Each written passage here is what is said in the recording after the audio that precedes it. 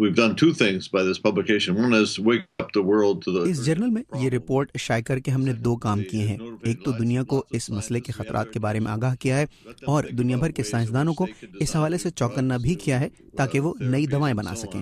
یہ doctor Bruce ایلبرٹس ہیں جو سائنسی رسالے سائنس کے ایڈیٹر ان چیف ہیں اور ہم سے اسکائپ کے ذریعے بات کر رہے تھے. وہ کہتے ہیں کہ برڈ فلو وائرس دیگر جانداروں میں آسانی سے پھیل سکتا ہے. ڈاکٹر بروس کے نزدیک یہ ایک اہم دریافت ہے اور دنیا بھر کے سائنسدانوں اور پالیسی سازوں کو اس طرف توجہ دینی چاہیے. اس وائرس سے انڈونیشیا، ویتنام، چین جیسے ممالک خطرے کی زد میں ہیں. اگر ہم نے یہ معلومات صرف امریکہ تک محدود رکھی تو یہ بہت غلط ہوگا. جب بھی ہم تحقیق میں ایسی کوئی اہم بات دریافت کرتے ہیں تو اس بات کا امکان اپنی جگہ موجود رہتا ہے کہ یا تو اس سے فائدہ اٹھایا جائے یا پھر اس تحقیق کے چند خطرات سامنے آئیں. ڈاکٹر اینتھنی فوکی امریکہ میں الرجی اور چھوت کی بیماریوں سے متعلق ایک ادارے کے ڈائریکٹر ہیں.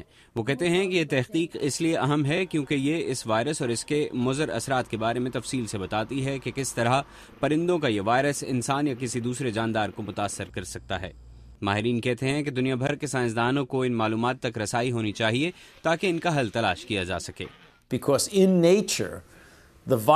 ہمیں یہ سوچنے اور تجربہ کرنے کی ضرورت ہے کہ اس وائرس کے کیا نقصانات ہیں.